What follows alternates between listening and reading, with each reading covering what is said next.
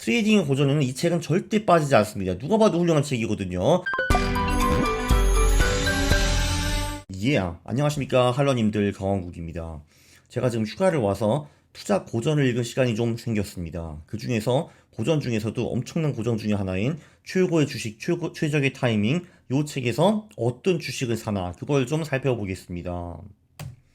주식 트레이더들한테 책을 추천을 하려고 하면은 윌리엄 오닐의 최고의 주식, 최고의 타이밍, 이 책은 빠지지 않습니다. 이 책을 통해서 돈을 벌었다는 트레이더들이 정말 많고요. 그 중에서도 진짜 유명한 사람들도 많습니다. 이 책의 단점은 뭐냐 하면은 정확한 백테스트가 좀 어렵다라는 건데, 저는 그 위대한 트레이더들, 그 수백만, 수천만 달러를 버신 그분들을 믿어보겠습니다. 그분들이 사실 우리한테 뻥칠 이유가 하나도 없잖아요. 그쵸? 자, 그래서 제가 최고의 주식, 최고의 타이밍, 요 책을 제 나름대로 해석을 해보겠습니다. 제 생각은요, 이런 위대한 투자 고전은 종종 다시 읽는 것이 매우 좋습니다. 저도 물론 투자 교양이 있는 사람이기 때문에 제가 완전히 무식한 사람은 아니잖아요. 그래서 제가 이 책을 지금 두 번째 읽고 있는데, 두 번째 읽으니까 새로운 많은 것이 보이네요. 제가 첫 번째 읽고 까먹거나 아니면 별로 그렇게 중요시 않게 생각했던 것도 지금은 좀 많이 보입니다. 그래서 이래서 고전이구나 끄떡끄떡 하면서 지금 읽고 있습니다. 이 책은 누구를 위한 책이냐? 사실 이거는 그냥 일반 직장인에게 적합한 책은 아니라고 생각을 합니다. 정말 주식 투자에 상당한 시간을 투입을 하고 투자를 하고 그런 사람들을 위해서 있는 책이고요. 왜냐하면은 이 책을 실전에서 적용을 하려면은 계량 분석도 무조건 해야 되고, 기업도 분석을 해야 되고, 산업도 어느 정도 분석을 해야 되고, 이 기업의 상품이나 이런 것이 뭐 새 건가 이런 것도 분석을 해야 되고, 경영진도 좀 볼 수 있어야 되고, 그리고 차트도 읽을 줄 알아야 됩니다. 그래서 상당히 복잡해요. 이거를 실전에서 적용을 하려면은. 근데 그 중에서도 중장기 투자를 통해 가지고 정말 10배, 20배 오르는 넥스트 아마존, 넥스트 구글 이런 거를 찾으시는 분들한테는 굉장히 적합한 책입니다. 바쁜 직장인들은 저는 자산 배분 또는 퀀트를 추천해 드립니다. 네, 그러나 전업 투자자 또는 높은 수익을 추구하는 세미 프로, 그것도 성장주로 나는 가고 싶다. 이런 분들은 이 책을 안 보면은 큰일 납니다. 그거는 확실하고요. 참고로 그 엄청난 유명한 사람 중에서 데이비드 라이언이라는 사람이 있어요. 이분은 그 마켓 위자드, 그러니까 시장의 마법사 책에도 나온 사람이고, 자그마치 3년 연속 US 스톡 챔피언십, 그러니까 미국 투자 챔피언십에서 우승한 사람입니다. 근데 이 양반이 그 시장의 마법사에 쓴 얘기를 보면은 거의 다 그냥 이 윌리엄 오닐의 그 이론을 베껴가지고 그거 실전에 적용한 것처럼 보이더라고요. 네, 오닐은 외우기 쉬운 캔 슬림이라는 공식을 만들었습니다. 네, 이분은 19세기 말부터 엄청나게 상승한 그런 주식들을 모조리 연구를 했습니다. 그러니까 이런 기업들의 특징이 무엇인가, 얘네들의 차트는 어땠는가, 뭐 이런 거를 전부 다 연구를 해가지고 캔 슬림이라는데 결론에 도달을 했거든요. 그 중에 C는 뭐냐 하면은, C는 이제 분기 EPS, 그 EPS라는 거는 주당 순이익이죠. 이게 전년 동분기 대비 급상승하고 가속화되는 그런 기업들이 매우 좋다라는 겁니다. 참고로 이거는 계량적으로 봐도 한국에서도 잘 먹힙니다. 그러니까 예를 들면은 뭐 2021년 3분기에 그 EPS가 10,000원이었어. 근데 2020년 3분기, 그러니까 바로 1년 전에는 5,000원이었어. 그럼 이게 100% 성장한 거잖아요. 이런 기업들은 좋다라는 겁니다. 자, 여기서 주의할 거는 뭐냐면요, 특히 초보자분들은 소문만 듣고 와, 그 주식이 좋은가 봐, 야 테마가 아주 좋네, 호호호 하고 사거든요. 자, 그런데 소문을 따르는 것도 뭐 가능할 수 있기는 한데, 그런 기업이 실제로 순이익이 급증한 후에 사도 늦지 않는다라는 것이 이 책의 가장 큰 교훈 중에 하나입니다. 많은 사람들은 그렇게 생각을 하죠. 야, 이미 순이익이 나오면은 벌써 반영이 됐잖아. 아, 그럼 너무 늦어. 소문일 때 사야지. 그래야지 돈 버는 거야. 예, 틀렸습니다. 이렇게 하시는 초보자들이 굉장히 많은데 아닙니다. 순이익이 나고 성장한 후에 사도 늦지 않습니다. 이 양반이 1952년부터 2001년 60년 동안 600개 대박주를 분석을 했대요. 근데 주식이 오르기 전에 분기 순이익이 급상승한 것이 75%였고, 나머지 25%는 주식이 급상승하면서 같이 순이익이 뛰었다고 합니다. 그러니까 거의 모든 기업들이 그 분기 순이익이 급증할 때가 있었다, 이런 주식들이 대박주가 된다, 이런 얘기였습니다. 네, 그 C가 가장 중요하고 검증된 지표입니다. 왜냐하면 백테스트에서도 C는 옳다라는 게 증빙이 되었거든요. 그러니까 EPS가 급상승하는 기업이 수익이 좋다, 이거 아닙니까? 예, 여기서는 또 성장 수치 자체도 중요하지만 가속화가 더 좋습니다. 그러니까 3분기에는 전년 동기 대비 뭐 20% 성장, 4분기에는 30% 성장, 그리고 1분기에는 또 그 전년 분기 대비 40% 성장, 이런 기업들이 좋다는 거고요. 그리고 분기 순이익이 전년 동기 대비 최소 25% 성장하는 기업들이 좋다라고 하고요. 40에서 500%는 더 좋다라고 합니다. 바로 이 C, 그러니까 분기 순이익 성장은 높으면 높을수록 좋다라는 거고요.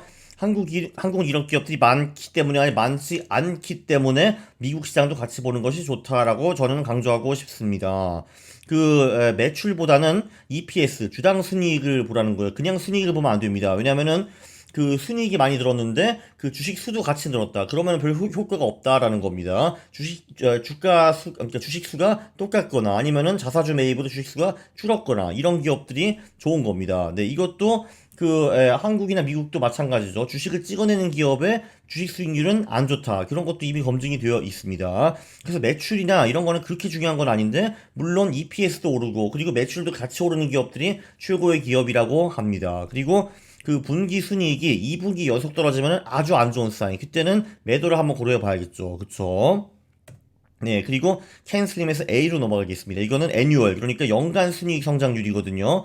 네, 이거는 사실 온일도 알아요. 좀 덜 중요하다는 거. 그리고 한국에서도 백테스트를 해보면은 이게 뭐 그렇게 뛰어난 지표는 아니라고 저는 알고 있습니다. 네, 근데 뭐 이런 거죠. 연간 EPS가 최근 3년 동안에 매년 이렇게 팍팍 증가를 했는가?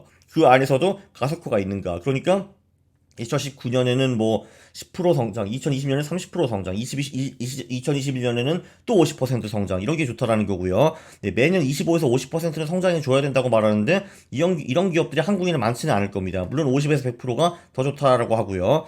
ROE도 높으면 높을수록 좋다라고 합니다. 최소 17%, 25에서 50%는 더 좋다라고 하고 있고요.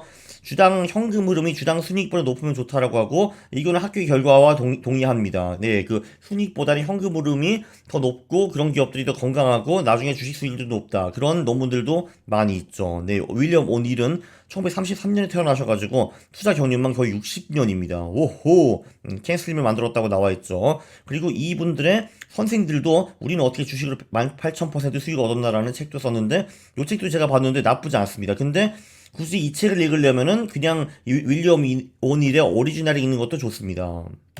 네, 퍼에 대해서도 한 말씀 하시는데요. 이분은 아무래도 성장주 투자자이고 가치주 투자자가 아니기 때문에 퍼를 그다지 좋아하지는 않습니다. 퍼라는 가치 지표보다는 순이익, 성장하는 것이 훨씬 더 중요하다라고 강조를 하는데요. 저는 지표 자체로는 동의하기 어렵습니다. 그러니까 한국도 그렇고 미국도 그렇고 한 6개월, 12개월 타임 프레임으로 투자를 하면은 퍼가 낮은 기업들이 퍼가 높은 기업 또는 주가 지수보다 수익이 더 높거든요. 그래서 여기는 제가 윌리엄 오닐과 동의할 수 없는데, 그렇다고 해서 순이익의 성장이 중요하지 않다는 것은 아닙니다. 그래서 제가 만든 울트라 전략 같은 경우에는 이익이 성장하고 그리고 퍼 같은 주가가 싼 기업을 매수하는 것이 아주 훌륭하다라고 이제 나와 있습니다. 그래서 울트라 전략의 수익도 높고 논리도 굉장히 괜찮은 거죠.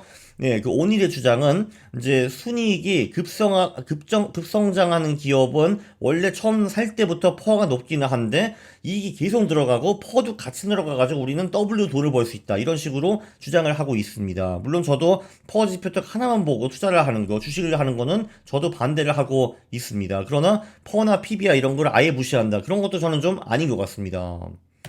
네, 그 캔슬림 중에 N은 새로운 기업, 새로운 상품, 새로운 경영진, 새로운 신곡. 그러니까 뉴. 그래서 N이 되는 거죠. 네, 근데 이 새로운 상품은 그냥 새로운 상품 정도가 아니라 아예 우리 생활을 획기적으로 바꿀 수 있는 혁명적인 상품, 이런 거를 말하는 겁니다. 뭐 이 양반이 예를 든 거는 뭐 애플의 뭐 아이포드 같은 것도 있었고, 뭐 구글의 뭐 서칭 머신 뭐 이런 것도 있었고, 아마존 같은 것도 그렇게 될 수가 있겠죠. 네, 그리고 최근 80년 동안에 그런 기업은 거의 미국 기업이었습니다. 사실 정말 획기적이고 혁명적인 상품은 제가 기억하는 거는 미국 상품이 아닌 거를 제가 지금 거의 기억을 못 하겠거든요. 2차 세계대전 후에는. 그리고 다른 나라 기업들은 야, 미국이 저런 거 한대. 오, 대박. 나도 따라하자. 이런 경우가 좀 많았던 것 같습니다. 그래서 아무래도 이 캔슬림 이거는 미국 시장에 조금 더 특화되어 있는 그런 전략인 것 같고요. 근데 상관없잖아요. 우리는 미국 주식을 자유롭게 사고 팔 수 있기 때문에. 그죠? 그래서 다른 나라에 여기에 캔슬림에 맞는 기업들이 조금 적지 않을까, 그런 추측도 저는 좀 하고 있습니다. 또는 산업이 모멘텀을 얻거나, 그러니까 원래 별 볼 일 없는 산업이었는데 갑자기 무슨 일이 생겨가지고 그 산업이 다 잘 나가. 뭐 그런 거 가끔 있잖아요. 뭐 지금은 예를 들면은 뭐 조선 쪽에 그 뭐야 그 HMM 그런 거 잘 나가잖아요. 지금 물류 대란이기 때문에 뭐 그런 것도 있고, 아니면은 경영진을 싹 바꾼 기업들도 유리할 수가 있습니다. 얘네들이 뭔가 새로운 거를 시도를 할 거니까요. 그리고 신고가, 그러니까 가격이 이제 올타임 하이 신고가를 넘는 것도, 그것도 굉장히 좋은데, 네, 그것만으로는 조금 부족합니다. 네, 그거는 제가 나중에 또 언제 주식을 사나라는 영상을 찍을 건데 거기에 나옵니다. 요약을 하면요. 지금까지 우리가 캔슬림 중에서 캔까지 봤습니다. 네, 이렇게 먹는 캔이 아니고요. CAN, Current Earnings, Annual Earnings, New, 이 캔슬림을 봤는데요. 트레이딩의 고전에는 이 책은 절대 빠지지 않습니다. 누가 봐도 훌륭한 책이거든요. 그래서 제가 이 책에 대해서 한 4번 정도에 걸쳐가지고 영상을 만들 것 같습니다. 그 중에서 가장 중요한 지표는 그 분기 EPS, 주당 순이익의 성장이라고 볼 수가 있고요. 자, 그래서 그거 말고도 연간 EPS가 최근 3년 동안 계속 성장을 하는가, 매출이 성장을 하는가, ROE가 높은가, 그리고 주당 현금 흐름이 주당 수익보다 높은가, 이런 것도 중요한 것 같습니다. 그리고 이 기업이 새로운 상품을 만들어냈느냐, 아니면은 산업에서 뭔가 새로운 일이 발생해가지고 모멘텀이 생겼느냐, 새로운 경영진이 있느냐, 신고가가 있느냐, 이런 것도 같이 보면은 좋을 것 같습니다. 여러분, 나머지 슬림이 뭔지 굉장히 궁금하시겠죠? 그죠? 그거는 다음 시간에 말씀드리겠습니다. 네, 그러면은 저는 물러가기 전에 또 홍보를 해야죠. 제 모든 영상이 나와 있는 사이트도 있고 할투맵도 있고요. 그리고 이런 유익한 영상을 보셨으면은 구독을 누르고 좋아요를 누르는 겁니다. 싫어요를 누르면 제가 매우 싫어합니다. 감사합니다.